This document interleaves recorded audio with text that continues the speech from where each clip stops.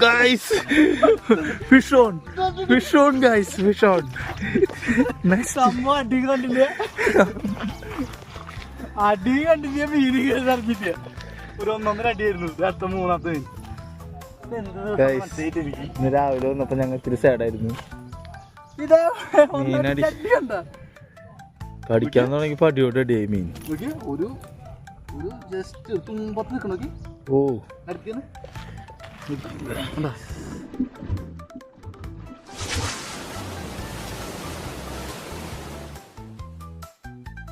മോനെ